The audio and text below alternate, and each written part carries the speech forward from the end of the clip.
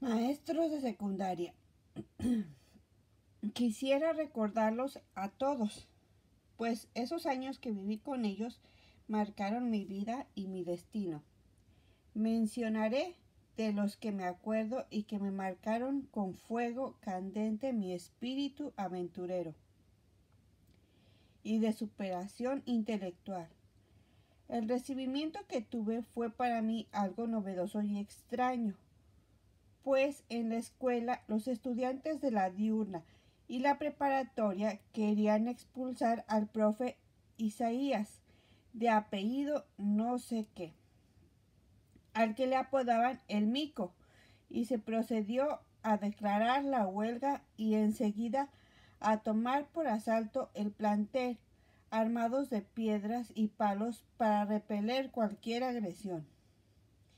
Los de la nocturna no teníamos nada que ver, pues nuestro director, la cafetera, como lo apodaban, mantenía excelentes relaciones con los alumnos. Pero como siempre nos ha caracterizado a los de nuestra generación por ser dueños de una severa conciencia política, pues le entramos a la lucha sin la menor vacilación. Así pues, recibí mi bautizo político de forma sorpresiva, participando activamente en el comité de huelga, hasta que logramos el triunfo y destituimos a ese director. Ahí descubrí que me gustaba luchar por causas justas y que los seres humanos no debemos permitir las injusticias de ningún dirigente político o administrativo, público o privado. Pero, volviendo al tema de los maestros, los que más dejaron huella en mí fueron el maestro Saldívar, en español, la ya mencionada Celia Zúñiga, en geografía, la maestra Sarita Velázquez, en historia, el siempre bien vestido Barmoniano Montelongo, mi maestro de biología, Guadalupe Rangel Candañosa, mi maestro de matemáticas, Mauricio Rangel Candañosa, mi maestro de cálculo, el ingeniero García Tabizón. En primer grado de inglés, mi maestra, una gordita pero dueña de una extraordinaria bella carita, de cuyo nombre no me acuerdo. Creo que se llamaba Evia Cavazos, o no sé. Pido disculpas por no acordarme bien de ella y de otros. Mi maestro de música, el profesor José María Barrientos, el que grabó para siempre en mi mente las notas musicales del himno nacional y que todavía las llevo guardadas en mi memoria. Do, mi, sol, sol, sol, sol, sol, la, si, do. Y al cual lo hacía pasar grandes berrinches debido a mis desagradables bromas juveniles o infantiles, y de lo cual estoy muy avergonzado, pero no lo tomo a mal, porque fue producto de mi inmadurez y de mi edad. Pido disculpas al lector, pero sobre todo a mi querido maestro, el cual, por cierto, fue compositor del himno a Matamoros, que después se convirtió, previo decreto en la Cámara de Diputados, el himno a Tamaulipas, cambiándole dentro de la letra del citado canto la palabra de Matamoros por el de Tamaulipas. Orígenes rebeldes. Voy a regresarme un poco a mi infancia, puesto que ahí reside mi origen y causa de que esté en contra del sistema y que coloquial o despectivamente nos digan a los que pensamos diferente y apegados a la legalidad, comunistas o de izquierda. Recuerden que en la época revolucionaria, a los que se dedicaban a luchar por cambiar el sistema porfirista les llamaban mugrosos, pero como dice Sabludowski, al toro. En la mejor época económicamente hablando, fue cuando mi papá consiguió que los terrenos federales que había anexos al empalme, que nosotros les llamábamos la pasta, que era un canal hídrico natural y que en épocas de lluvia recibía nutrientes de la madre naturaleza, por lo que eran tierras sumamente fértiles. Pues bien, papá y otros ejidatarios hábilmente adquirieron ante las autoridades correspondientes derechos y posesiones transitorios de estos lotes y empezó, como todos los demás, a cultivarlos, obteniendo abundantes cosechas, que por supuesto se traducían en una buena cantidad de dinero, por lo que despertó la codicia de un cacique de El Empalme, al que le apodaban el Chino. Era rico y fácilmente sobornó a todo tipo de autoridades, como se estila en la época actual y a futuro. Un buen día se presentaron los de la policía secreta, como se les llamaba, y que después fueron judiciales y que ahora son ministeriales, y mediante una orden de aprehensión y bajo el cargo de un delito inventado, se llevan a la cárcel a mi padre y a mi hermano, y creo a todos los poseedores de derechos sobre esos terrenos. Los tuvieron presos hasta que los convencieron de que la única forma de salir libres era cediéndole a dicho cacique los derechos parcelarios de esos terrenos federales, costumbre que ha persistido por siglos en México, injusta y contra la ley, como ha existido desde que fuimos conquistados y sosegados por los españoles, y que en la actualidad sigue y seguirá siendo práctica constante del gobierno y que la mayoría de mexicanos lo consideran normal y lo disimulan muy bien por ambas partes. Desde entonces quedó marcado y grabado en mi mente ese hecho contrario a la honestidad, que vino a definir mi tendencia contra este sistema opresor, corrupto y otros muchos vicios, por el cual la clase más desprotegida siempre ha padecido y se ha quejado, no teniendo casi nunca respuesta. Desde entonces, este hecho me hicieron un crítico y contrario a todo acto político gubernamental de esa mafia, que nos gobierna en su gran mayoría en forma deshonesta, simuladora e injusta, desde hace cientos de años. Lógica campesina. Quiero referirme a este, para mí, interesante tema, pues explica muchas cosas de la conducta humana. Afirmo que los niños nacidos en el medio rural tenemos algunas cosas que los niños del medio urbano carecen y por lo tanto les llevamos cierta ventaja en el desarrollo humano. Este detalle que les platico nos ayuda a conducirnos ante nuestros semejantes de una manera lógica, un poco mejor. Me explico. En el campo aprendemos de nuestros mayores y muchas veces de mutuo propio a diagnosticar los peligros que representa una planta o fruto venenoso o un animal que nos va a atacar. También aprendemos a contrarrestarlos, de modo tal que cuando lo trasladamos a la naturaleza humana, esto que les platico nos permite adelantarnos y augurar si un humanoide bípedo y erecto es de peligro. Además que intuimos sus intenciones al verle la cara y su actitud. Les digo esto porque los compañeros que conocí procedentes del campo evitábamos a jóvenes que nada más al ver sus facies, saludarlos y en el primer intercambio de palabras, como también en su actitud, nos dábamos cuenta si representaban para nosotros una buena adquisición amistosa o no.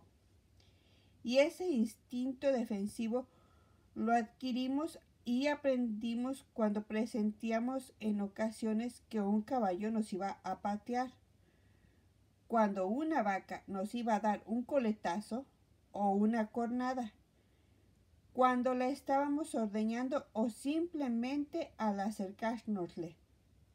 Se veía también el peligro en la mirada de un toro bravo o en la actitud de un perro feroz. Así, igualmente lo presentíamos trasladando todas estas experiencias y aprendizajes a nuestros semejantes. Cuando abordábamos o nos abordaba un joven, una mujer o un adulto. En fin, esto da para un debate amplio y substancioso, que me llevaría a escribirlo en mucho más tiempo y espacio. Hacer un estudio serio y científico sobre la conducta humana, y que será mejor dejarlo para otro libro. Por eso, mejor continuamos a lo que les estoy escribiendo, y sirve lo anterior para explicar un molesto y perturbable acontecimiento dentro de la secundaria. Resulta que en el grupo había un compañero llamado Martín Vilchis, que vivía por el barrio de la Capilla, Victoria y 10, donde antes se había asentado la zona de tolerancia y todavía conservaba muchas de las costumbres de dicha zona roja. Este compañero tenía un padre dueño o regenteado de una cantina llamada La Fragata, que por cierto vendía un excelente pescado frito. Y es obvio decir que había heredado de él costumbres muy fuertes, como el hecho de que a la mayoría de sus semejantes les hablaba con una mentada de madre anticipada a cualquier asunto que se tratara. En el rancho y también en las ciudades, mentar la madre era un insulto comparado a una amenaza de muerte o a una golpiza severa, por lo que la réplica era igual o de mayor intensidad. Un buen día me dirigió la palabra para un asunto intrascendente, pero se refirió a mí como era su costumbre, adelantando a su asunto su vituperio preferido. Me quedé helado. No respondí inmediatamente como debería de haberlo hecho, o sea, matándolo al instante, como fue mi primer pensamiento. Esperé a que estuviera solo y apartado y me dirigí a él, diciéndole cara a cara y mirándole a los ojos intensamente que sea la última vez que insultas a la mujer que me trajo a este mundo, porque a la próxima te mato. No sé si ni me interesa o cómo vio mi actitud, pero en ocasiones posteriores que se dirigió a mí, era el único al que no le adelantaba esa peculiar y vulgar forma verbal de trato humano. Después de ese incidente, fue uno de mis buenos amigos, tanto que a veces me invitaba a cenar unas deliciosas tostadas de cueritos que cocinaba su abuelita en un negocio que estaba situado por la calle Sexta, casi enfrente del Teatro Reforma, en un pasillo que todavía existe. Al menos ese lugar creo que es. Y aparte me llevó a la casa del multicitado barrio de la Capilla, donde creo yo eran propietarios de casi toda la manzana, pues era una serie de cuartos, un patio grande donde había una pileta con una llave y un desagüe. Y no nada más me invitó a mí, sino a varios de mis buenos amigos como La Guayaba, Aurelio Solís de la Torre, Gonzalo Ortega y otros que no me acuerdo. Yo nunca había probado el licor.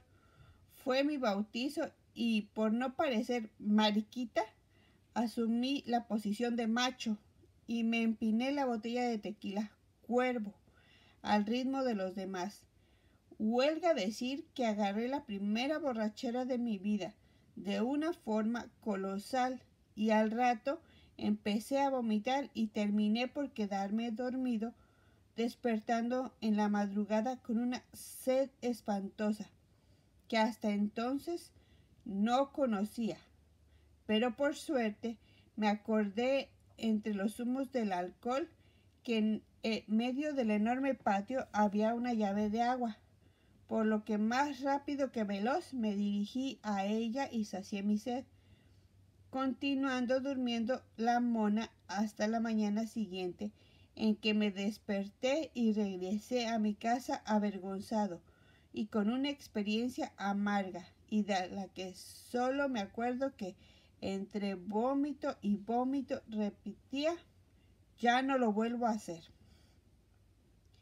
Vergonzantes experiencias. Ya les platiqué que a estas alturas de mi vida había tenido 3 amores platónicos: Tive, Mague y mi compañera de secundaria, Ana Cristina. 2 hechos conmovieron mi vida hasta esos momentos.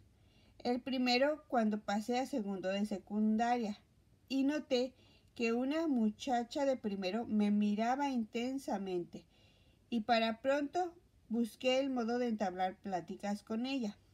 Me contó que vivía en el barrio de la Capilla, me dijo su nombre, bla, bla, bla. Y en la segunda o tercera ocasión que nos vimos a la salida de la escuela, en plena calle y ante la mirada perpleja de los cientos de compañeros de los 3 grados académicos, sorpresivamente se me abalanzó y mancilló mis aún vírgenes labios, plantándome muchos y sonoros besos en la boca y en el cuello, y yo lo único que atinaba a hacer era decir: ¡date, date!, rechazándola firmemente con mis manos, y mejor salí huyendo de ella y no le volví a dirigir la mirada, mucho menos el saludo, nunca más. Lo que pasa es que, según mis principios, no era normal que una señorita hiciera esos actos tan vulgares y corrientes, y propios más bien de mujeres que se dedican al oficio más antiguo del mundo. Otra, dijo mi cuñada Johnny. O sea, el segundo hecho que me sucedió fue que a los pocos meses, durante un fin de semana en el rancho, me encontré con la novedad que había llegado un nuevo elemento magisterial a la escuela del rancho. Ese elemento era del género femenino, muy jovencita y se hospedaba en casa. De inmediato me indicaron que la llevara al cine. Era un sábado. Al Empalme. Así lo hice. Y durante la función, poco a poco fui acercando mis manos a las de ella. Y cuando menos esperábamos, nos inflamó un ardiente deseo de estar a solas, por lo que salimos del cine antes de terminar la función y retornamos al rancho presas de ardientes y urgentes necesidades de caricias carnales. Cuando pasamos debajo del puente que divide ambas comunidades, ella se abalanzó sobre mí y exigió que le practicara el sexo en ese buen escondite, a lo que yo me negué rotundamente y continuamos caminando hacia la casa, presos aún del febril calor amoroso y sexual, sobre todo de parte de ella. Todavía al llegar a la casa, a las afueras, sufrí un nuevo acoso sexual de su parte, a lo que nuevamente me negué, aduciendo esta vez que podríamos despertar a la familia. En esa época de mi vida carecía de experiencia amorosa y carnal, y no había realizado todavía ninguna experiencia sexual. Años más tarde, recordé este evento y me dije a mí mismo, ¿cómo no me la encuentro ahorita? No la hubiera dejado ir viva. Esos dos eventos matizaron y perturbaron mi vida por mucho tiempo, pero, como dice el dicho, un clavo saca otro clavo, y así fui superando con los años estas nuevas situaciones de la vida y en vez de abatirme o acomplejarme, forjaron y endurecieron mi personalidad, dándome fortaleza para actuar de otra forma, más positiva y placentera a mis futuros encuentros carnales, convirtiéndome así en un Don Juan, de tal modo que mi vida siguió su curso y yo, felizmente, terminé con una fastuosa graduación mi preparación secundaria y, claro, le pedí a la que entonces era la más deslumbrante mujer que conocía, que vivía en el mismo solar que la familia Ortiz, a la que ya hice alusión, y que le daba hospedaje a uno de mis hasta entonces mejores amigos, Gonzalo Ortega. Me estoy refiriendo a la hermosa señora Yolanda. Repito, le pedí que fuera mi madrina de graduación, aceptando gustosa, y me acompañó en esa tan importante ceremonia junto con mis padres. Y entonces pasé a la etapa de preparatoria.